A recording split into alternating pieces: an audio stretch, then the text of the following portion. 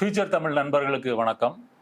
இன்று நம்மிடையே யூடியூப் உலகம் பற்றி பேசுவதற்காக தேவா பாஸ்கர் வந்திருக்கிறார். வாங்க தேவா. வணக்கம் தோழர். வணக்கம். யூடியூப் என்பது ஒரு கடல் போல. அந்த கடல்ல பல தீவுகள் இருக்குது. ஆயிரக்கணக்கான ஏன் லட்சக்கணக்கான தீவுகள் கூட இருக்கலாம். அதில் நம்ம அரசியல் தீவு என்ற ஒரு தீவில் இருக்கிறோம். நம்முடைய ஆடியன்ஸ் ஒரு சின்ன ஆடியன்ஸாக இருக்கிறாங்க. மொத்தத்தில் இந்த யூடியூப் உலகத்தில் என்னென்ன வகைகள் இருக்குது, என்னென்ன உலகங்கள் இருக்குது, அதை உங்கள் அனுபவத்தில் முதல் கட்டமாக என்ன சொல்கிறீங்க? ஒரு தனிநபர் சார்ந்து ஒருத்தவங்களுடைய வெறுப்பு என்னென்ன விஷயம்லாம் பிடிக்குது அப்படின்னு ஒரு தனிநபர் நம்ம எடுத்துக்கிட்டோம்னா அதனுடைய எல்லா ரிஃப்ளெக்ஷனும் யூடியூப்ல இருக்கும். ஏன்னா அப்படிதான் இந்த பிளாட்ஃபார்மே ஒரு ரொம்ப டெமோக்ரட்டைஸ்டான ஒரு பிளாட்ஃபார்ம், ரொம்ப ஜனநாயகமாக இருக்கும். நமக்கு ஒரு இமெயில் ஐடி இருந்தால் நம்ம ஒரு யூடியூப் சேனல் உருவாக்கலாம், அவ்வளோதான். அப்படி இருக்கும் பட்சத்தில் எல்லா கேட்டகரியிலையும் நமக்கு நம்ம என்னென்னலாம் நினைக்கிறோமோ, என்னென்ன ரகம், என்னென்ன வகைகள் இருக்கோ எல்லாத்துலேயுமே இருப்பாங்க. இப்போ சினிமாவை ஒருத்தவங்க விரும்புகிறாங்கன்னா சினிமாவுக்கு ஒரு மேஜர் ஆடியன்ஸ் இருக்காங்க. ஃபுட் எடுத்துக்கிட்டோம், சாப்பாடு எடுத்துக்கிட்டோம் அப்படின்னா சாப்பாடுக்கு மிகப்பெரிய ஆடியன்ஸ் இருக்காங்க.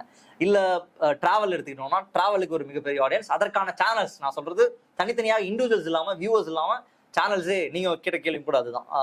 நீ ஃபுட்டுக்கு எடுத்துக்கலாம், சினிமாவுக்கு எடுத்துக்கலாம், ட்ராவல்னா ட்ராவலுக்கு எடுத்துக்கலாம். இப்போ ட்ராவல்லையே காரில் ட்ராவல் பண்ணுறவங்க இருப்பாங்க, பைக்கில் மோட்டோ விளாக்ஸ் பண்ணுறவங்க இருப்பாங்க, இப்படி மோட்டோ விளாகிங் சேனல்ஸு இப்படியான. அப்புறம் உலக நாடுகளுக்குலாம் எப்படி போகலாம், சீப்பஸ்ட் ஃபேர் எங்கே இருக்கும், இப்போ இதை சொல்கிறதுக்கான ஒரு சேனலு. நம்மள மாதிரி அரசியல் சேனலு, டெக்னாலஜி சேனலு, ஜிகேவை பேசுகிற சேனலு, சயின்ஸை பேசுகிற சேனலு, ஹிஸ்ட்ரியை பேசுகிற சேனலு, ஜியாகிரபியை பேசுகிற சேனலு. நம்ம என்ன நினைக்கிறோமோ அதை பேசுறதுக்கான எல்லா வாய்ஸுமே யூடியூப்ல இருக்கும். இப்போ நம்ம காம்படேட்டிவ் எக்ஸாம் படிக்கிறோம் அப்படின்னா காம்படேட்டிவ் எக்ஸாம் எப்படி கிராக் பண்ணுறதுக்கு அதுக்கு ஒரு சேனலே இன்னைக்கு அதெல்லாம் அஃபிஷியல் ஆயிடுச்சு. இப்போ இது தனிநபர்லாம் சார்ந்து ஒரு நிறுவனமயம் ஆக்கப்பட்டு ஒரு நிறுவனம் இருக்கு. இன்னைக்கு ஒரு பேங்க் எக்ஸாமை கிளியர் பண்றதுக்கு ஒரு இன்ஸ்டியூஷன் வச்சிருக்காங்க அப்படின்னா அந்த இன்ஸ்டியூஷனோட யூடியூப் சேனல் ஒன்று இருக்கும். அதுல இந்த கேள்வி எவ்வளவு நேரத்தில் நம்ம எழுதலாம், எவ்வளவு நேரம் கிராக் பண்ணலாம். இப்போ யூபிஎஸ்சி படிக்கிறோம்னா யூபிஎஸ்சி கிராக் பண்றதுக்கான அந்த விஷயம். அண்ட் இப்போ கேமிங் எடுத்துக்கிட்டா கேமிங்ல நான் சொல்றது ஆன்லைன் கேமிங், ஸ்ட்ரீம் பண்ணி விளையாடுறது ஒரு கேம். இப்போ நான் என் ஃபோன்ல ஒரு கேம் வச்சிருக்கேன், அந்த கேம் நான் எப்படி பெஸ்ட்டாக விளையாடணும்னா அதுக்கான சேனல்ஸ். ஸ்போர்ட்ஸ் விளையாடுறோம் அப்படின்னா அந்த விளையாட்டுகளை சொல்லக்கூடிய channel. So you name it, அது யூடியூப்ல இருக்கும். எல்லாமே இருக்கும். நம்ம என்னென்ன தேடுறோமோ எது எல்லாத்திற்கான விஷயமும் யூடியூப்ல இருக்கு. இப்போ நம்ம இந்த வீடியோ எடிட் பண்ணணும் அப்படின்னா இப்போ ப்ரீமியர் ப்ரோலாம் நம்ம எப்படி எடிட் பண்றதுன்றது நம்ம ஃப்ரீயா கத்துக்கிறதுக்கான ஆப்ஷனும் இருக்கும். இல்லை எக்ஸ்பர்ட்ஸ் காசு கொடுத்து பே பண்றதுக்கான வாய்ப்புகளும் இருக்கும். ஸோ இந்த மாதிரி நம்ம சொல்ற நம்ம தனிநபராக உங்களுக்கு ஒரு சில தேவை இருக்கும், எனக்கு சில தேவை இருக்கும்ல, இதெல்லாம் போய் நம்ம யூடியூப்ல போட்டா அதுக்கான சேனல் அப்படியே கொட்டும். ஸோ எல்லாமே இருக்கு. இதுல ஒரு கேள்வி, நமக்கு பிடித்ததை தேடலாம், பிடித்ததை பார்க்கலாம், அதை தெரிவு செஞ்சுக்கலாம் அப்படின்னு சொல்றீங்க. எனக்கு பிடிச்சது என்பது என்னுடைய வாழ்க்கையில என்னை சுற்றி நடக்கக்கூடியதுல என்னுடைய படிப்பு, என்னுடைய வர்க்கம், என்னுடைய சூழலை எனக்கு சிலது தான் தெரியும். எப்படி மக்கள் அதை தெரிவு செய்ய முடியும்? ஒவ்வொருத்தருடைய உலகமும் ஒரு வட்டத்துக்குள்ளதான் இருக்கு. நீங்க சொல்வது போல நம்ம பிடிச்சதுன்னா எனக்கு தெரிஞ்சாதானே நான் போய் சேர முடியும். இப்போ நீங்கள் கேமிங் சொல்கிறீங்க. இப்போ கேமிங் விளையாடணும்னா ஒரு நல்ல ஒரு பவர்ஃபுல்லான ஒரு ஸ்மார்ட் ஃபோன் வேணும். நல்ல காஸ்ட்லியான சிஸ்டம் இருக்கணும். அப்போ தான் அந்த ஸ்பீடுக்கு விளையாட முடியும். இதெல்லாம் இருக்குது. அப்போ அந்த பிரச்சனை மக்கள் தேடி போகிறாங்களா, இல்லை மக்கள் தேட வைக்கப்படுகிறார்கள்? மக்கள் தேட வைக்கப்படுகிறார்கள் தான் கரெக்ட். மக்கள் தேடிலாம் போகிறது கிடையாது. மக்களுக்கு என்ன வருதோ அவங்க தான் அதை தான் பார்ப்பாங்க. அண்ட் அல்காரிதம் எப்படி ஒர்க் ஆகும்னா, நீங்கள் என்ன விஷயத்த அதிகமாக பார்க்குறீங்களோ அதை உங்களுக்கு கொடுப்பான். சரி, ஓகே, இந்த நபர் இந்த விஷயத்த பார்த்துட்டே இருக்காரு அப்படின்னா அந்த விஷயம் சார்ந்த ஃபீட்ஸ் தான் உங்களுக்கு வந்துட்டே இருக்கும். இப்போ கேமிங், ஆன்லைன் கேமிங் இருக்குல்ல, இந்த கேமிங் ஒரு மிகப்பெரிய கம்யூனிட்டி. அவ்வளோ பேர் யூடியூப்ல இருக்காங்கன்னு எனக்கு எப்படி தெரிஞ்சதுன்றத சொல்கிறேன். அது சுவாரஸ்யமான கதை. மதன் பப்ஜி அப்படின்னு ஒருத்தர் இருந்தார். அவங்க பப்ஜி கேமை ஸ்ட்ரீம் பண்ணி விளையாடக்கூடிய, அது அந்த ஃபோன்லேயே விளையாடலாம். நீங்கள் ஒரு ஆண்ட்ராய்ட் ஃபோன் இருந்தால் விளையாடலாம். இந்த கேம் விளையாட தரணும், அந்த டெக்னிக்ஸ் தான். அதை ஸ்ட்ரீம் பண்ணக்கூடிய ஒரு கேமர் அவர் ஆபாசமாக குழந்தைங்கள்கிட்ட பேசுறாருன்னு ஒரு கம்ப்ளைண்ட்லாம் ரைஸ் ஆகுது. அப்போதான் தமிழ்நாட்டுக்கே தெரியுது கேமிங் கம்யூனிட்டியில் இவ்வளோ குழந்தைங்க உட்காந்து அதை கேட்டுட்டு இருக்கு, காசு எடுத்து கொடுத்துருக்காங்க, அவ்வளோ காசு அந்த பையனுக்கு கொடுத்துருக்காங்க, அண்ட் அவ்வளோ பேர் பார்த்துருக்காங்கன்றது. அப்போதான் நான் உள்ள போய் பார்க்குறேன், ஓ, கேமிங் கம்யூனிட்டியில் இவ்வளோ பேர் இருக்காங்களா, யூடியூப்ல கேமை பார்த்துட்டு இருக்கக்கூடிய குழந்தைகள் இவ்வளோ பேர் இருக்காங்க, இவ்வளோ பெரிய ஒரு கம்யூனிட்டி, கேமிங் கம்யூனிட்டி தனியா இருக்கு யூடியூப்ல அப்படின்றது அப்போதான் தெரிஞ்சது. மோட்டோ விளாகிங், டிடிஎஃப் வாசன் ஒருத்தர் இருக்காரு, பைக்லாம் ஓட்டிட்டு இருக்காரு. சொன்ன பப்ஜி இதுல கேமிங் மட்டும் கத்துக்கல, அந்த கமெண்ட்ரியும் சேர்த்து. ஆமா ஆமா ஆமா ஆமா. அது ஒரு ஆணாதிக்க பார்வை கொண்டு யாரை வேணா நம்ம எப்படி வேணா பேசலாம். இப்ப நமக்கு பண்ண முடியாத விஷயம்லாம் இருக்கும்ல. இப்ப சினிமாவில் நம்ம ஏன் ரசிக்கிறோம், நம்ம பண்ண முடியாதெல்லாம் ஏதோ பண்றாங்க பயங்கரமா, நம்மளே பண்ண மாதிரி நினைச்சுக்கிறோம்ல, அந்த மாதிரி தான்.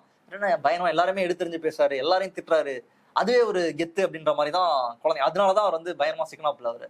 ஸோ டிடிஎஃப் வாசனோட இஷ்யூ வரும்போது தான் தெரியுது, திடீர்னு அவர் ஒரு மீட்டிங் நடத்துறாரு, ஒரு கூட்டம், பர்த்டே ஃபங்க்ஷன் நடத்துறாரு, அவ்வளோ கூட்டம். அந்த பேரண்ட்ஸோட அம்மா எல்லாம் போறாங்க, அப்பா அம்மா எல்லாம் போறாங்க. அப்பதான் தமிழ்நாட்டுக்கு தெரியுது, ஓ இவ்வளவு பேர் யூடியூப், நம்மளும் யூடியூப்ல தான் இருக்கும். ஆனா நம்ம யாருமே அதெல்லாம் பாக்குறது கிடையாது. சோ குழந்தைங்களோ இந்த 2K கிட்ஸ் ஆர் நமக்கு அடுத்த ஜென்ரேஷன் இருக்காங்க, அவங்க அதெல்லாம் தேடுறாங்க, போய் பாக்குறாங்க. இப்போ டெக்னாலஜி சம்பந்தமா ஒரு ஃபைட் நடந்தது ரீசெண்டா யூடியூப்ல. இப்ப கூட ஒரு ஃபைட்லாம் பின்னாடி வருவோம். இப்ப நம்ம குழந்தைகள்ல இருந்து ஆரம்பிக்கலாம். குழந்தைகள் பிறந்தது முதல்ல ஒரு கை குழந்தையா இருக்கிற வரைக்கும் இல்ல 5-6 வயது வரைக்கும் அவங்க வந்து யூடியூப்ல வந்து எதை அதிகம் பாக்குறாங்க, பார்த்ததன் மூலமா அவங்களுக்கு என்ன விளைவு அல்லது பாதிப்பு, என்ன இன்ஃப்ளூயன்ஸ் வந்து அவங்களுக்கு ஏற்படுது? இப்போ குழந்தைங்க வளர்றது அப்படின்றது நிறைய ஓவர் த டைம் வந்து நிறைய மாறிடுச்சு. குழந்தைங்க பிறந்து வளர்ந்து இப்போ நீங்க பார்த்ததுல இருந்து நான் பார்த்ததுல இருந்து எல்லாமே மாறி இருக்கு. இப்போ இருக்கிற ரீசெண்ட் ட்ரெண்ட் என்ன அப்படின்னா, எல்லா குழந்தைகளும் குழந்தைய வளர்க்குற பெற்றோர் எல்லாருக்குமே தெரியும், அவங்க வந்து ஸ்மார்ட் ஃபோன் இல்லாமல் குழந்தை இன்னைக்கு வளர்க்க முடியாது. இது ரியாலிட்டியான ரியாலிட்டி கிடையாது. இதுக்கு முன்னாடி அப்படிதான் இருந்தோம்னா இப்போ நம்ம எல்லாருமே வளர்ந்துருக்கவே மாட்டோம். பட் இன்னைக்கு கரண்ட் ஸ்டேட்டஸ்ல ஒரு கையில ஒரு ஃபோனை கொடுத்து அங்க இருக்கிற ஒரு அனிமேட்டட் ஏதோ ஒன்று, ஏதாவது ஒரு ரைம்ஸ் இல்லை ஏதோ ஒரு பாட்டு, இங்கிலீஷ் பாட்டு, ஒரு யானை வர்றது இல்லை குதிரை வர்றது, இதெல்லாம் பார்த்தா தான் குழந்தை சாப்பிடும். இன்னைக்கு நிலவை பார்த்து கதை சொல்லி இன்னைக்கு வந்து ஸ்மார்ட் ஃபோன் பார்த்து தான் கொடுக்கணும், அப்படிதான் சாப்பிட வைக்க முடியும். இது வந்து ரியாலிட்டி. இன்னைக்கு வந்து அம்மா மோஸ்டா வேலைக்கு போறாங்க. அம்மா வேலைக்கு போறாங்க அப்படின்னா அந்த குழந்தைய வந்து காலைல 2 பேரும் வேலைக்கு போறாங்கன்னா அந்த குழந்தைகிட்ட போனை கொடுத்தேன். இது வந்து நான் என்னோட வீட்டுல பார்த்தது. அந்த குழந்தை இந்த போனை கொடுத்தா டிஸ்டர்ப் பண்ணாம இருக்கும், கிளம்புற வரைக்கும். நல்லதா கெட்டதா? ஆப்வியஸா கெட்டதுதான். குழந்தைக்கு இந்த டைம் நம்ம இன்ட்ராக்ட் தானே பண்ணணும், இதை நம்ம இன்ட்ராக்ட் பண்ணணும், அது கூட பேசணும், விளையாடணும். பட் நம்ம ஓவர் நம்ம டெக்னாலஜி வளர்ற அப்படி ஒரு 5 வயசு வரைக்கும் அப்படி ஸ்மார்ட் போனோட வளர்றாங்க. தங்களுடைய ஒவ்வொரு நடவடிக்கையிலையும் போன் இருந்தாதான் செய்யறாங்கும் போது என்ன மாதிரியான பாதிப்புகள் அல்லது மாற்றங்கள் நடக்குது? இது பூமர் கவலையா இல்ல உண்மையிலே ஏதாவது பிரச்சனை இருக்குதா? பூமர் கவலை அப்படின்லாம் சொல்ல முடியாது. இது வந்து ஒரு நேச்சுரலான நல்ல கன்சர்ன் தான். ஆமா ஆமா. ஏன்னா நம்ம ஒரு சேனல்ல ஒரு இன்டர்வியூ ஒருத்தர் கொடுத்திருந்தாரு. அவர் வந்து டிராவல் ரொம்ப பண்ணக்கூடிய ஒரு நபர். அவர் பேர் மறந்துட்டார். அவர் ஒரு தோழர் ஒருத்தர் விகடன் மாதிரி பத்திரிகைகள்லாம் ஆள செஞ்சிருக்காரு. அவர் வந்து ஒரு முக்கியமான ஃபேக்டர் சொன்னாரு. இப்போ வந்து மனிதர்கள் வந்து கண்ணை பார்த்து பேசுறதே குறைஞ்சிருச்சு. நீங்க 2 நிமிஷம் இப்ப நான் இவ்வளவு நேரம் இன்னைக்கு நம்ம காலையில இருந்து நான் உங்ககிட்ட பேசிட்டு இருக்கேன்.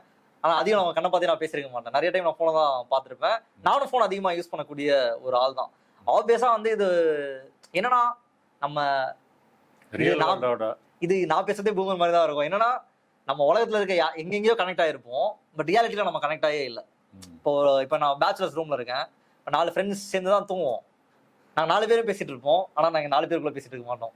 நான் ஃபோன்ல யாரோட மெசேஜ் அனுப்பிச்சு பேசிட்டு இருப்பேன், அவன் யாரோட பேசிட்டு இருப்பான், அவன் யாரோட பேசிட்டு இருப்பான், அவன் யாரோட பேசிட்டு இருப்பான்.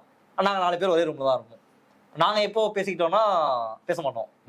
ஸோ அது ஆப்வியஸா வந்து மனிதர்களுக்கு இடையே வந்து ஒரு டிஸ்டன்ஸை ஏற்படுத்துதுன்றதுதான் உண்மை. ஒரு யதார்த்த உலகத்துல இருந்து ஒரு விர்ச்சுவல் வேர்ல்டுக்குள்ள கொண்டு போகுது. அது குழந்தைங்களுக்கு அப்படின்னு இருக்கும்போது அது இன்னும் ரொம்ப டேஞ்சர். நம்ம வந்து நிறைய இந்த கேம்ல போய் மரணம் அடைகிற சம்பவம்லாம் பார்த்தோம்ல, அது வழியா குழந்தைங்களை மேனிபுலேட் பண்றது, அந்த மாதிரியான கேம்ஸ் வந்ததெல்லாம் பார்த்தோம். அது ஆப்வியஸா நிறைய கெடுதல்லாம் இருக்கு. பட் என்னன்னா இந்த சேம் நம்மலாம் பேசுற இந்த சூழல்ல இந்த யூடியூப் சம்பந்தமா நான் பேசினேன்ல, அப்போ இதெல்லாம் அட்ரஸ் பண்றதுக்கான சேனல்ஸும் இருக்கும்.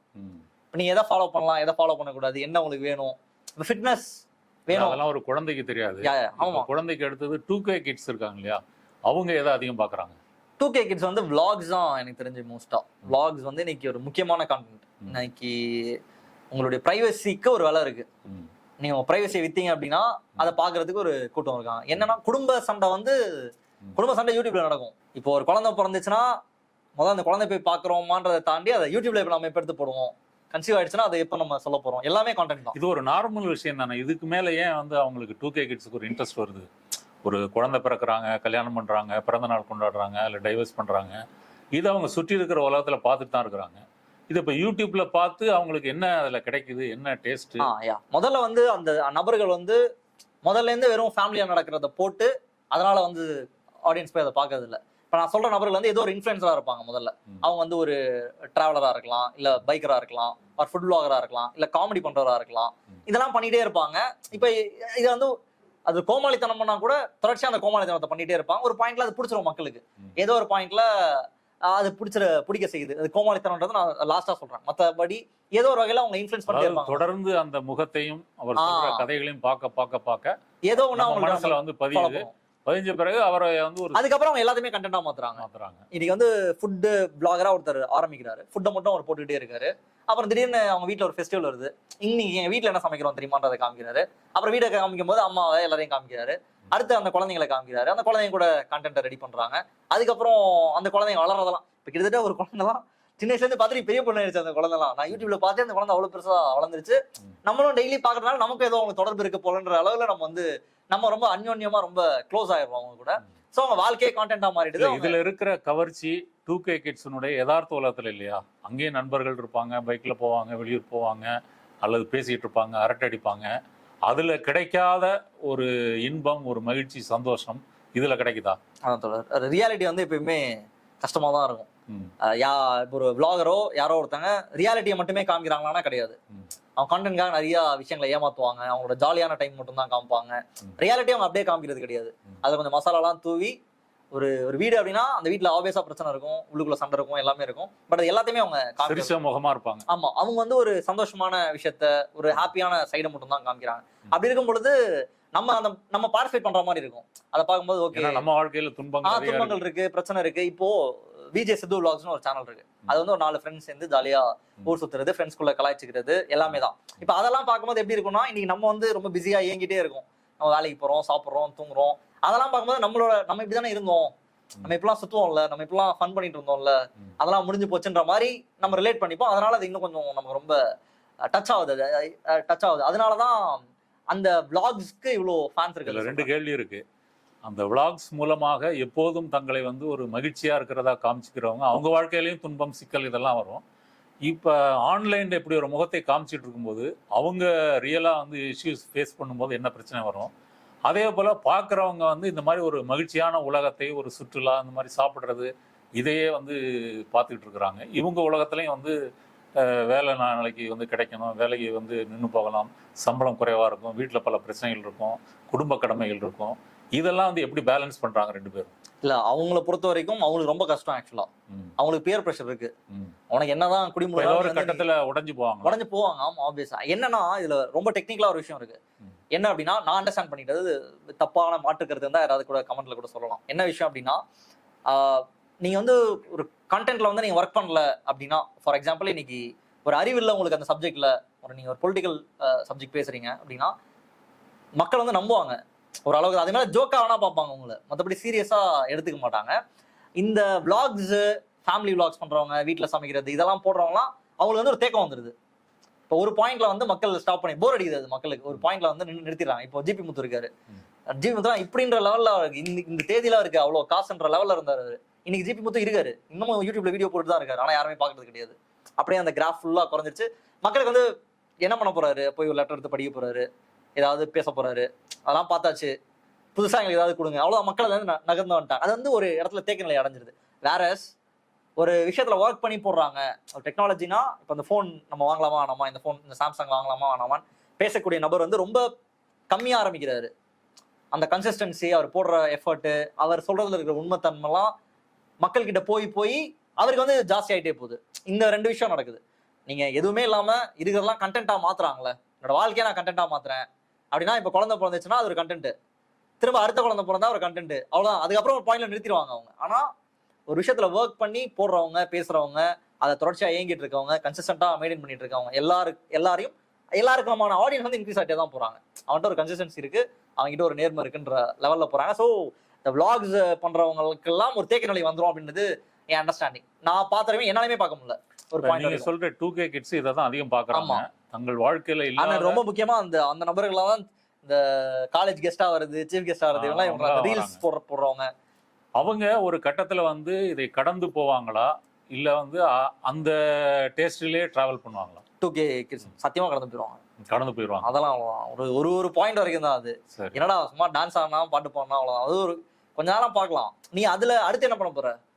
நீ ஒரு பாட்டுக்கு ஒரு ஸ்லோ மோஷன்ல நடக்கிற, இல்ல டான்ஸ் ஆடுற, இல்ல இவங்களெல்லாம் பார்த்து இன்ஸ்பயர் ஆகுறாங்கன்னா அடுத்து என்ன பண்ண போறன்ற கேள்வி இருக்கு. அண்ட் அவங்களும் தொடர்ச்சியா டெவலப் பண்ண ட்ரை பண்ணிட்டே தான் இருக்காங்க. இப்போ இன்ஃபுளுன்ஸா இருக்கக்கூடிய நபர்கள், யூடியூப்ல செஞ்சுட்டு இருக்கக்கூடிய நபர்கள் எல்லாமே அடுத்து என்ன பண்ணலாம்? இப்போ ஷார்ட்ஸ் வந்துச்சா, அந்த ஷார்ட்ஸ் நம்ம எப்படி கேப்சர் பண்ணிக்கலாம், அதை எப்படி பயன்படுத்தலாம், அதுல நம்ம என்ன கிரியேட்டிவிட்டி கொண்டு வரலாம், என்ன பேக்ரவுண்ட் மியூசிக் போடலாம், எப்படி மாத்தலாம். அப்ப சேலஞ்சஸ்லாம் கொண்டு வராங்க. நீங்க சொல்லுங்க, இப்போ நீங்க சப்ஸ்கிரைபரா இருந்தீங்கன்னா உங்க வீட்டுல சாப்பிட்றேன். இப்போ இதெல்லாம் ஏன் பண்றாங்க அப்படின்னா, அவனுக்கு பத்தல, நீ டெய்லி சாப்பிட்றது மட்டும் அவனுக்கு பத்தல, வேற ஏதாவது நீ பண்ணியானதான் சர்வே ஆக. ஸோ இந்த கம்பல்ஷன்லாம் அவங்களுக்கு ஏற்படுது. இது வந்து இப்ப குடும்ப பெண்கள் இருக்காங்க இல்லையா, ஆமா. வேலைக்கு போகாம வீட்டுல இருக்கக்கூடிய பெண்கள், அவங்க யூடியூப்ல எதை அதிகம் பாக்குறாங்க? எனக்கு தெரிஞ்சு ஷார்ட்ஸ் தான் பார்த்துட்டு இருப்பாங்க. அதுல வர டான்ஸ், அதுல வர பாட்டு, டிக்டாக் யாராவது டைப்ல. ஆமா டிக்டாக் டைப்ல ரீல்ஸ்ன்னு நம்ம சொல்லலாம் அதை. ம். யாராவது ஆடுற வீடியோ இல்ல பாடுற வீடியோ இல்ல கட்ஸ் ஒருத்தவங்க பேசுறாங்கன்னா ஒரு நிமிஷத்துக்குள்ள அந்த டைம்ன்றது ஒரு நிமிஷம் தான். அதுக்கு மேலாம் அவங்களால இப்படியே தள்ளிட்டு இருப்பாங்க, வரும் பார்ப்பாங்க, இப்படி தள்ளுவாங்க, அவ்வளவுதான். மற்றபடி ஒரு சீரியஸ் கண்டென்ட்குள்ள உள்ள போய் பாக்குறாங்க. நான் சொல்றது அதிகம் படிக்காத ஒரு ஆவரேஜா இருக்கக்கூடிய நம்ம தமிழ்நாட்டில் இருக்கக்கூடிய குடும்ப பெண்களை பத்தி பேசுறேன். அவங்க இந்த மாதிரி கண்டென்ட்ஸ் தான் தள்ளி விட்டுட்டு இருப்பாங்க. மற்றபடி சீரியஸ் பொலிட்டிக்கல் டிபேட்ஸ்லாம் இதை தொடர்ந்து பார்த்து அவங்களே ரீல்ஸ் போடுவாங்களா? அதெல்லாம் செம காமெடியா நடந்துருக்கு தோழர். ரீல்ஸ்லாம் போட்டு அது குடும்பத்துல பிரச்சனை வந்து அடிதடி வந்து அந்த மாதிரி பிரச்சனைலாம். நான் அந்த இப்போ என்னன்னா ஒரு ஃபேமிலி இருக்காங்க. இது இப்போ யூடியூப்ல அவங்க அந்த எல்லாருமே அந்த ஃபேமிலியில அந்த பையன் வந்து ஒரு டிக்டாக் பண்ண ஆரம்பிச்சாப்புல. அடுத்து வந்து அவங்க வீட்டுக்கு இந்த கொரோனா டைம்ல ஊருக்கு போயிட்டாரு போல. உடனே அவங்க அம்மா வந்து அவங்க அம்மா சூப்பரா பண்ணுவாங்க, அவரோட சம பயங்கரமா பண்ணுவாங்க அவங்க அம்மா. இப்போ அடுத்து அவங்க அப்பா வந்துட்டாரு. இப்போ அந்த வீட்டுல பக்கத்து வீட்டுல இருக்க பசங்களாம் வந்துட்டாங்க. இப்போ கல்யாணம் பண்ணாத கல்யாணம் ஒய்ஃபும் வந்துட்டாங்க. ஃபேமிலி சேனல் எல்லாருமே கண்டென்ட் கிரியேட்டர்ஸ் தான். பட் ஆனா அவங்க கிட்ட ஒரு காமெடி இருக்கும், ஒரு ஒரிஜினல் ஒர்க் பண்ணி உட்காந்து பண்ணுவாங்க. சும்மா நான் என்ன சொல்றேன்னா விளாகா போடாம கண்டென்ட் கிரியேட் பண்ணுவாங்க, அதெல்லாம் பண்ணிருப்பாங்க. பட் அதை பார்த்து ட்ரை பண்றது ஆப்வியஸா நடக்குது. அதுல ஃபேமிலியில இஷ்யூஸ் வருது, அவங்களுக்கும் அந்த தனிமை இருக்கும் போல. அவங்க இப்படிப்பட்ட பெண்கள் ஷார்ட்ஸ் பாக்குறாங்க, ரீல்ஸ் பாக்குறாங்க, அது ஸ்வைப் பண்ணிட்டு பார்த்துக்கிட்டே இருக்கிறாங்க. இவங்க வந்து ஒரு அரசியல் தேர்தல் அப்படின்ற ஒரு பிரச்சனை வரும்போது அவங்களுடைய புரிதல் எப்படி வேலை செய்யும்? அதான் சொல்ல பொலிட்டிக்கலா அவேரா இருக்கிறவங்க தேடி பார்க்கறதுக்கான வாய்ப்பு இருக்கவங்க பார்க்குறாங்கன்னு நான் நினைக்கிறேன். ஆனா நான் பார்க்கறதுலேயே பெரும்பான்மையா மோஸ்ட் ஆஃப் த யூடியூப் சேனல்ஸ்ல விமன் வியூஸ் வந்து கம்மியா தான் இருக்காங்க. நம்ம எந்த சேனலோட அனலிட்டிக்ஸ் எடுத்து பார்த்தாலுமே அதிகமா அது குறைவுதான். ஆண்கள் தான் அதிகமா கன்சியூம் பண்றாங்க. பெண்களை பொறுத்த வரைக்கும் பொலிட்டிக்கலா அவேரா இருக்க விரும்புறவர்கள் தேடுறாங்க, அவங்க தேடி பாக்குறாங்க. ஆனா அப்படி தேடாதவங்க தான் பெரும்பான்மை. அவங்க வீட்டுல யாரு இப்ப ஹஸ்பண்ட் என்ன சொல்றாரோ அதுக்குதான் ஓட்டு போடணும், அந்த நிலைமையில தான் அவங்க அதை தாண்டி சேனல்ஸ் இன்ஃப்ளூயன்ஸ் பண்றது, டிபேட்ஸ்ல பாக்குறது, இல்ல வீட்டுல சொல்றது, பசங்க சொல்றது, அப்படிதானே மோஸ்டா அம்மாலாம் ஆப்ரேட் ஆவாங்க. இப்போ வந்து ஃபுட் விளாக்ஸ் அல்லது வந்து ஹோட்டலுக்கு போய் சாப்பிட்றது, அதை ப்ரமோட் பண்றது, அப்புறம் சமையல் எப்படி பண்றது, இதெல்லாம் வந்து அதிகமாயிருக்கு. இப்ப சமையல்னு எடுத்துட்டீங்கன்னா மெட்ராஸ் சமையல் தான் அவங்க எனக்கு தெரிஞ்சு பல சீனியர்கள் ஒரு சீனியர். இதுல வந்து இப்ப ஆயிரக்கணக்கான சேனல் வந்து வந்துருச்சு. மக்கள் வந்து பல பதார்த்தங்களை எப்படி சமைக்கிறதுன்றத வந்து பாக்குறாங்க. ஆனா இன்னொரு புறம் வந்து ஸ்விக்கிலையும் சொமாட்டோலையும் வந்து ஆர்டர் பண்றது வந்து அதிகரிச்சிருக்குது. இந்த முரண்பாட்டை எப்படி பாக்குறீங்க? எப்பயுமே ஒரு விஷயத்த பாக்குறது ரொம்ப ஈஸி, பண்றது ரொம்ப கஷ்டம். இப்ப டிராவல் வந்து பண்ண முடியும், டிராவல் எல்லாராலையும். அது வெறும் நான் வந்து லக்ஸுரியா டிராவல் பண்றதுதான் கஷ்டம். டிராவல் பண்றது ஈஸி, அது உங்களுக்கு மனசு இருந்தா போதும். நம்மளால அதெல்லாம் பண்ண முடியாது. யாராவது போய் சுத்துறாங்கன்னா வேடிக்கை பார்க்கறது ஜாலியா இருக்கும், அது ஈஸி, அவ்வளவுதான். அது as simple as that. இப்ப சமைக்கிறது அப்படின்னா இப்பெல்லாம் பண்ணலாமான்னு பார்த்துட்டு உழைப்பு செலுத்தணும், அவ்வளவுதான். அதை பண்றது அப்படின்றது கஷ்டம். மத்தவங்க யாராவது பண்றாங்க, எக்ஸ்பீரியன்ஸ் நல்லா இருக்குன்னா நம்ம பார்ட்டிசிபேட் பண்ண மாதிரி நம்ம பார்த்துட்டு ஓகே சூப்பர், இப்படி இருக்குமா, நல்லா இருக்கு. நீங்க டிராவல் பண்ணி போறதா நீங்க போங்க, அது உங்களோட சமைச்சு முடிச்சு அந்த பிரியாணி எல்லாம் வரும்போது அதை சாப்பிட்ட ஒரு ஃபீல், அவ்வளவுதான் ஆக்சுவலா. மத்தபடி அத இந்த சமையல் சேனல் வர்றதுக்கு முன்னாடி வந்து வீட்டுல சமையல் நிறைய நடந்துச்சு. சமையல் சேனல் வந்த பிறகு சமைக்கிறது குறைஞ்சிருக்கு. கண்டிப்பா அப்படி வச்சுக்கலாம். பேச்சுலர்ஸ் வந்து சமையா யூடியூப் பார்த்து சமைய கத்துக்கிட்டாங்க, அப்படியும் வச்சுக்கலாம். வேற வழி இல்ல. ஆமா வழி இல்லாம இன்னைக்கு அது ஒரு நல்ல விஷயம் இல்ல. ஆமா. ஒரு காலத்துல வந்து பெண்கள் தான் சமைக்கணும் அப்படின்னு இருந்துச்சு, இல்லைன்னா ஹோட்டல்ல சாப்பிடணும். இப்ப பேச்சுலர்ஸ் லைஃப்ல அவங்க எப்படி சமைக்கிறதுன்னு கத்துக்கிட்டு வந்து சமைக்கலாம். ஈஸியா வந்து யூடியூப் பார்த்து நம்ம வந்து சமைச்சிடலாம். அதுக்கான ஸ்கோப் வந்து யூடியூப் வந்து ரெடி பண்ணி கொடுத்துருக்கு. அடுத்தது வந்து இந்த சினிமா. இப்ப யூடியூப்ல எனக்கு தெரிஞ்சு வந்து சினிமாவை பத்தி பாக்குறவங்க வந்து அதிகம். சினிமா கண்டென்ட் தான் ஃபர்ஸ்ட் ஆப்வியஸா ஃபர்ஸ்ட் அதான் மெஜாரிட்டி. அதான் ஃபர்ஸ்ட். அதுலயும் வந்து ஒரு காசிப் கிசுகிசு சார்ந்த செய்திகள் தான் மக்கள் வந்து அதிகம் பாக்குறாங்க. இப்ப சுச்சி லீக்ஸ் வந்து சமீபத்துல பார்ட் 2 வந்தது, வெர்ஷன் 2 வந்தது. அதுல ஏகப்பட்ட செலிபிரிட்டி தலைகள் வந்து உருண்டுச்சு. இதை மக்கள் வந்து அதிகம் பாக்குறாங்க. இதை எப்படி பாக்குறீங்க? ஒரு கியூரியாசிட்டி இருக்கும் மக்களோட. நம்மளோட ஏதோ பயங்கரமா ஏதோ பண்ணிருக்காங்க, இந்த செலிபிரிட்டிஸோட வாழ்க்கையில பயங்கரமா என்னமோ நடந்துட்டு இருக்கு, அல்லது அவங்க ஒழுக்கம் கெட்டவர்கள்ன்ற எண்ணம் வந்து நமக்கு இன்பில்டா இங்க நிறைய பேர் நமக்கு வந்து கொடுத்துட்டு போயிருக்காங்க. அதை வந்து இன்னும் நல்லா தீனி போடுற மாதிரி யாராவது வந்து பேசும்போது நமக்கு வந்து உண்மை எல்லாம் தெரியணும்னு அவசியம் கிடையாது. யாராவது இப்போ கேட்கறாங்க ஒரு விஷயத்த அப்படின்னா அவங்க ஒரு தகவல் எடுத்து உண்மையா போயெல்லாம் தெரிய வேணாம், ஒரு தகவல் அப்படின்ற அடிப்படையில எடுத்துப்பாங்க. அதை வச்சு அவர்கள் பணம் பார்க்கிறார்கள் அப்படின்றதான். பக்கத்து வீட்டு படுக்கறையை எட்டி பார்க்கின்ற ஒரு சுவாரஸ்யம். ஆமா, அப்படி பார்த்தா இல்ல தோழர், என்னன்னா நான் என்ன சொல்றேன்னா மக்களை வந்து நான் பிளேம் பண்ண மாட்டேன். மக்கள் பாக்குறாங்க அப்படின்னு நான் சொல்ல மாட்டேன். இவங்க கொடுக்குறாங்கன்னு நான் சொல்லுவேன். இவங்க வந்து பார்க்க வைக்கிறாங்க அப்படின்னு சொல்லுவேன். பழக்கப்படுத்துறாங்க. ஏன்னா இன்னைக்கு நான் தான் சொல்லல, இன்னைக்கு மிஸ்டர் ஜிகே சேனல் இருக்கு. அது முழுக்க முழுக்க சயின்ஸ், மூட நம்பிக்கையை உடைக்கிறது எல்லாமே ரொம்ப ரொம்ப சயின்டிபிக்கலா நம்ம சின்ன வயசுல நம்ம சயின்ஸ்ல புரியாத எல்லா விஷயத்தையும் ரொம்ப எளிமையா சொல்லக்கூடிய ஒரு சேனல். இப்போ அதுல வந்து ஒரு 10 லட்சம் பேர் ஃபாலோ பண்றாங்கல்ல. இப்போ இவங்களாம் நம்ம மக்கள் தான், அவங்க எல்லாருமே அவங்களும் அந்த சேனல் தான் பாக்குறாங்க. அவங்களுக்கு எங்கேருந்து அந்த கியூரியாசிட்டி வருதுன்னா அவர் ஃபீட் பண்றாரு. அது நமக்கு என்ன வேணுமோ அதை சொல்றாரு. இப்போ நம்ம குழந்தைகிட்ட கொடுத்து நம்ம அதை பார்க்க சொல்லலாம். அதை பாரு, அந்த சேனலை பாரு, அவரு ஸ்பேஸ்ல என்ன இருக்குன்னு சொல்றாரு, இது எப்படி ஒர்க் ஆகுதுன்னு சொல்றாரு, இந்த லைட் எப்படி எரியுதுன்னு சொல்றாரு அப்படின்றத அவர் ரொம்ப ஈஸியா சொல்லுவாரு. இன்ஜினியரிங் ஃபேக்ட்ஸ்னு ஒரு சேனல் இருக்கு. அவர் முழுக்க முழுக்க ரொம்ப பேசிக்கான விஷயங்கள் எல்லாம். இப்போ சார்ஜ் போட்டுட்டு ஃபோன் அட்டன் பண்ணா ஃபோன் வெடிக்குமா வெடிக்காதா, இது வந்து வெடிக்கணும்னு ஒரு ரூமர் இருக்கு. அதெல்லாம் நம்மளே நிறைய 1000 வாட்டி பேசியிருப்போம், வெடிக்கல. பெட்ரோல் பங்க்ல போய் ஃபோன் பேசினா பெட்ரோல் பங்க் வெடிக்குமா வெடிக்காதா, இப்போ இந்த மாதிரி கேள்வி எல்லாம் இருக்கும்ல. ரொம்ப சிம்பிளா அதுக்கான சயின்டிபிக் ரீசனை எக்ஸ்பிளைன் பண்ணுவார். அவருக்கு அவ்வளோ வியூவர்ஸ் இருக்காங்க. டெக்னாலஜி தெரிஞ்சுக்கிறதுக்கு அவ்வளோ இதெல்லாம் இருக்கலாம். இப்போ நீங்கள் பிரிண்ட் மீடியா அந்த காலத்தில் எடுத்துக்கிட்டீங்கன்னா, இப்போ ஹிந்தியில் வந்து பேஜ் 3ன்னு ஒரு படமே வந்துச்சு. அந்த பேஜ் 3ல வந்து செலிபிரிட்டிஸ் பற்றிய கிசுகிசுக்கள், அந்த செய்திகள் தான் இன்னைக்கும் வந்து பிரிண்ட் மீடியா. நீங்கள் அமெரிக்கா எடுத்துட்டாலும் சரி, யூரோப்பில் எடுத்துட்டாலும், நம்ம ஊர் தினமலர் எடுத்துக்கிட்டாலும் சரி, தினமலரில் வந்து வாரமலரில் துணுக்கு மூட்டைலாம் அந்த காலத்தில் ஃபேமஸு. குமுதத்தில் வந்து லைட்ஸ் ஆன் சுனில், இந்த பேஜ் வந்து ஃபேமஸு. அப்போ நீங்கள் சொல்கிற மாதிரி மீடியா வந்து அதை தான் ஃபீட் பண்ணாங்க, செலிபிரிட்டிஸனுடைய கிசுகிசு. இப்போவும் யூடியூப் சேனல்ல வந்து சினிமாவை தெரிஞ்சவங்க வந்து அதை நீங்க வந்து ஈஸியா வின் பண்றதுக்கான வாய்ப்பு தோணுறது. அவ்வளவுதான். நீங்க வந்து ஈஸியா சப்ஸ்கிரைபர்ஸை பிடிக்கணும், நீங்க எந்த உழைப்பையும் செலுத்த வேணாம். நீங்க அந்த சொன்னீங்களா எப்படி ஒரு பாக்குறது, சமைக்க மாட்டாங்க சும்மா பார்த்துட்டு, அந்த மாதிரி தான். நீங்க எந்த உழைப்பையும் போட வேணாம். ஆனா எனக்கு ஆடியன்ஸ் நான் எப்படி கேதர் பண்ணுவேன்? அப்போ இவருக்கு அவங்க கூட தொடர்பு, அவங்க போனாங்க, யாரும் இங்க எகிரி குதிச்சாரு, அவங்க 2 பேரையும் அங்க போலீஸ் பிடிச்சிட்டாங்க, இவங்களை அவங்க வச்சிருக்காங்க, அவங்களை இவங்க வச்சிருக்காங்கன்னு பேசுறதுன்றது சீக்கிரம் ஆடியன்ஸ்ல போய் சேர்க்கறதுக்கு. பாதி பேர் வந்து அது உண்மைலாம் எடுத்துக்க மாட்டாங்க, அது அவங்களுடைய கருத்தை சொல்லிட்டு போயிடுவாங்க. அல்லது ஜாலியா இருக்குன்னு உட்காந்து பொலிட்டிக்கல் கிசு தான் இருக்குல்ல, எவ்வளவு பேர் உட்காந்து பேசுறத நம்ம பார்த்துருக்கோம். 1.5 மணி நேரம் மணிக்கணக்கா பேசுவாங்க, ஆடியன்ஸ் உட்காந்து பார்ப்பாங்க. அந்த தலைவர் வந்து என்கிட்ட சொன்னாரு, டேரக்டா நானே சிஎம் மீட் பண்ணலாம் சொல்லிட்டு போறாங்க. இது இன்னும் ப்ரூஃப் நம்ம யாருக்குமே தெரியாது. இதுவும் மீடியா தான். ஜூனியர் இடத்துல வந்து கழுகார் பக்கம். ஆமா ஆமா ஆமா. அப்புறம் வந்து அவர் கூடவே இருந்த மாதிரி எல்லாத்தையும் வந்து எழுதிட்டு இருப்பாரு. போயஸ் தோட்டத்துல நேரா அங்கிருந்து பறந்துட்டாரு இருந்துச்சு. பச்சை சூட்கேஸ் எடுத்துட்டு ஒருத்தர் வந்தாரு, உள்ள போனாரு, அம்மாவை பார்த்தாரு, சசிகலா பார்த்தாரு, பேசினாங்க. அதே இது இவங்களும் பேசுறாங்க. ஆமா ஆமா. அவ்வளவுதான். இது வந்து அதான் அகைன் நான் என்ன சொல்றேன்னா, அது வந்து விற்பனை அதிகரிக்க அப்படின்னா இதுவும் வந்து யூடியூபினுடைய அந்த அல்காரிதத்தை வந்து ஏற்கனவே இருக்கக்கூடிய அந்த கார்பரேட் மீடியானுடைய அந்த பாணி வந்து இன்ஃப்ளூயன்ஸ் பண்ணுன்னு சொல்லலாமா? ஆமா ஆமா ஆமா ஆமா. ஏற்கனவே அவங்களே அவங்களுக்கு பணம் வேணும், சரி என்ன பேசலாமோ. இன்னைக்கு யூடியூபை பயங்கரமா கார்பரேட்டைஸ் ஆக்குனது அவங்க தான். நீ எந்த விஷயத்துல வேணா எடுத்துக்கலாம். இன்னைக்கு யூடியூபை எப்படி முன்னாடி பயன்படுத்துவாங்கன்னா, ஒரு நல்ல அறிஞராக இருப்பாரு, நல்ல தகவல் தெரிஞ்ச நபராக இருப்பாரு, அவர் பெரிய பிளாட்ஃபார்ம் கிடைக்காம இருந்திருக்கும், அவர் யூடியூபை பயன்படுத்துவார். அப்படிதான் இருந்திருக்கு. இப்போ எல்லாமே இன்னைக்கு ஒரு ஹீரோ வராங்கன்னா, யாராவது ஒருத்தர் காமெடி பண்றாரு, ஒருத்தர் வந்து ஏதோ ஒரு கோமாளித்தனம் பண்ணி ஒருத்தர் ஃபேமஸ் ஆயிட்டாருன்னு வச்சுக்குவாங்க, அவர் கூட்டு வந்து ஒரு 10,000 ரூபாய் காசை கொடுத்து ஒரு நாள் ஃபுல்லா நீங்க வந்து அந்த கோமாளித்தனத்தெல்லாம் இங்கே பண்ணுங்கன்னு சொல்லி பண்ண வச்சு அதை வீடியோ எடுத்து அதை காசாக்குறது. இல்ல அந்த கோமாளித்தனம் பண்றதே கூட்டு உட்கார வச்சு அவரை ஆங்கர் ஆக்கி விட்டுறது. அவர் அந்த ஆங்கர்ல வந்து கெஸ்ட்டை வந்து இன்சல்ட் பண்ணி அந்த கோமாளித்தனம் பண்றது, அதை பணமாக்குறதுன்னு மொத்தமா அதை நாசப்படுத்தினது அவங்கதான். அதோட ஒரு ஃபேக்டர் தான் இதுவும். நான் யூடியூப் எப்படி நான் புரிஞ்சுக்கிறேன் அப்படின்னா, உங்களுக்கு என்ன வேணுமோ நீங்க அதை கன்ஃபார்மா தேடி கண்டுபிடிக்கலாம். ஒரு விஷயத்துல ஒரு அட்லீஸ்ட் ஒரு பேசிக்கான நாலேஜை நீங்க கண்டுபிடிச்சிடலாம். நீங்க ஜஸ்ட் வந்து ஒரு எஃபர்ட் பண்ணணும், அவ்வளவுதான்.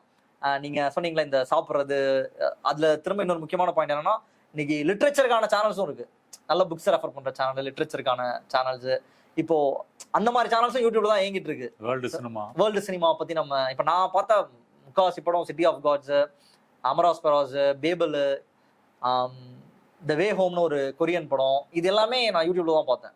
அவங்க சொல்லி ஹச்சி அ டாக் ஸ்டைல்ன்ற ஒரு ஜாப்பனீஸ் ஹாலிவுட் மூவி, அது இப்படி நிறைய படம் வந்து நல்ல ஒரு சினிமா ரிவ்யூவர்ஸ் சொல்லி பார்த்தது தான். ஸோ எல்லாமே ஈஸியா கிடைக்கணுன்றதுனால இவங்களும் கண்டென்ட்ல ஒர்க் பண்ண மாட்டாங்க, அவங்களும் கொஸ்டின் பண்ண மாட்டாங்க. ஆடியன்ஸ் என்ன பண்ணலாம்னா, நீ இதை பேசுறது எதிராக நீ இருக்கு, அதாவது மனுஷனான்னு திரும்ப கேட்டாங்க, அதில் அதை அவாய்ட் பண்ணாங்கன்னா மேபி அவங்களுக்கான அந்த ஸ்கோப் இல்லாமல் போயிடும். ஸோ இது ஆரம்பத்தில் வந்து யூடியூப்ல வந்து நம்ம சர்ச் பண்ணி நம்ம பிடிச்சதை வந்து தேடுறோம். போக போக போக நம்ம தேடுறது குறைஞ்சி போய் நம்ம டைம் லைன்ல வந்து என்ன வருதோ அதை பார்க்குற மாதிரி மாறிடுறோம். உங்களுடைய அனுபவம் என்ன? முதல்ல 2 விஷயமா அதை எடுத்துக்கலாம். வளர்ந்துருக்கக்கூடிய சேனல்ஸோடைய அதிகம் தமிழ் யூடியூப் கம்யூனிட்டி இல்லை தமிழ் யூடியூப் சேனல்ஸை எடுத்துக்கிட்டோம் அப்படின்னா, பிஃபோர் கொரோனா ஆஃப்டர் கொரோனானே பிரிச்சிடலாம். பிஃபோர் கொரோனா வந்து ஒரு கம்மியான சங்க் தான் இருந்தாங்க யூடியூப்ல பெருசா. நிறைய மெயின் ஸ்ட்ரீம் மீடியா இருக்கும், அது எல்லாமே யூடியூப் சேனல்ஸ் கொஞ்சம் இருக்கும். ஆஃப்டர் கொரோனா தான் நிறைய சேனல்ஸ் பூம் ஆகுது. பொலிட்டிக்கலாவே சொல்றேன், பொலிட்டிக்கல் சேனல்ஸே நிறைய பூம் ஆகுது, நிறைய பேர் வெளியே வராங்க, வேலை இழப்பு ஏற்படுது, நிறைய பேர் உள்ள வராங்க, அந்த மாதிரி விஷயம்லாம் நடக்குது. அதை விட சேனல்ஸோட growth வந்து நீங்க அதான் சொல்றல, நீங்க வந்து ஒரு ஐடி இருந்தா நீங்க வந்து ஒரு சேனல் ஆரம்பிச்சலாம். ஜஸ்ட் நீங்க கன்சிஸ்டன்டா ஒரு ஆடியன்ஸை கூட்டு வந்து நீங்க காமிக்கணும், பாருங்க பின்னாடி 10 லட்சம் பேர் இருக்கான், 15 லட்சம் பேர் இருக்கான், 4 லட்சம் பேர் இருக்கான், 5 லட்சம் பேர் இருக்கான், அதுதான் மேட்டரு. ஸோ அப்படி நிறைய சேனல்ஸ் வர்றதுனால நிறைய கான்டென்ட்ஸ் வந்து ப்ரொடியூஸ் ஆகுது.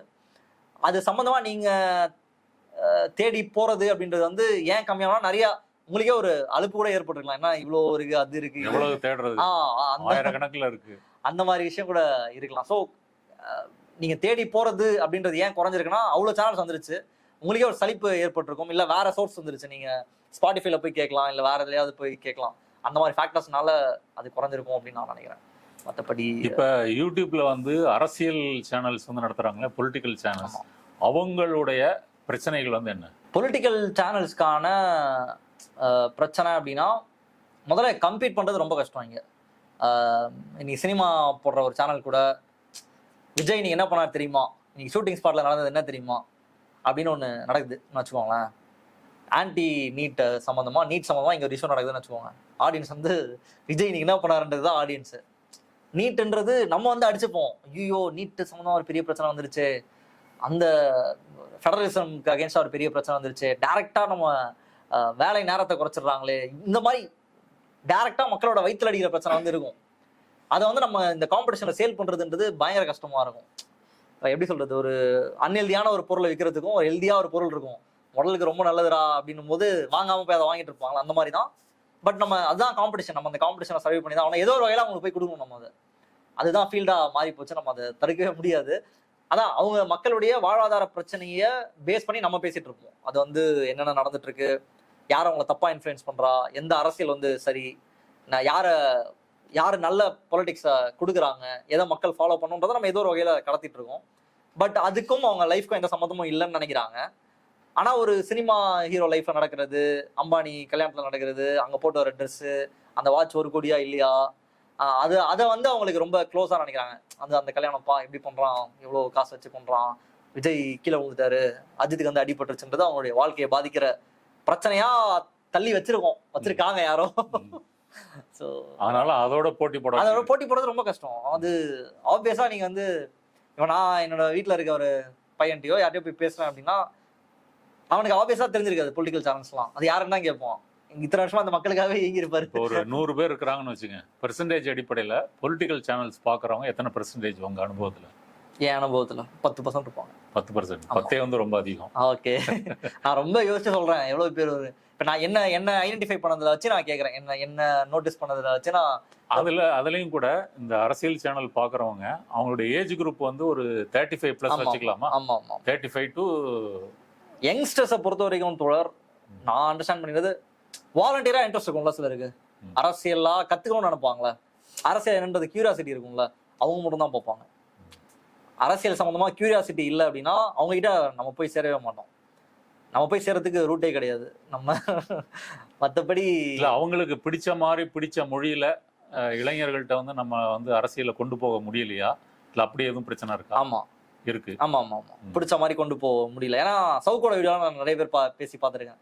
அவர்கிட்ட அந்த இது இருக்கும், யூத் பாக்குறாங்க. ஆமா ஆமா ஆமா, பாக்குறாங்க. அவர் இதை பார்ப்பாங்க, அவர் பாக்குறாங்கன்னா பொலிட்டிக்கலாலாம் பார்க்கல, செமையா இருக்கும் அவர் கதை சொல்றது, சூப்பரா சொல்றாரு, பயங்கரமா பேசுறாரு, நல்லா பேசுறாரு அவரு அப்படின்னு. அப்படி அந்த ஆஸ்பெக்ட்ல நல்ல பேச்சாளர்ன்ற அளவுல இந்த பொலிட்டிக்கல் கிசுக்களை வந்து நல்லா சொல்றாரு, கெத்தா பேசுறாருல, தூக்கி எறிஞ்சு பேசுறாருல. மதன் பப்ஜி பேசுறதுக்கும் அவர் பேசுறதுக்கும் வித்தியாசம் இல்லை, ரொம்ப தரக்குறைவா பேசுறாரு. இவர் இன்னும் கொஞ்சம் வேற ஒரு இடத்துல உட்காந்து அந்த மாதிரி பேசிட்டு இருக்காரு, அவ்வளவுதான். 2 பேருமான வித்தியாசமா நான் புரிஞ்சுக்கிறேன்.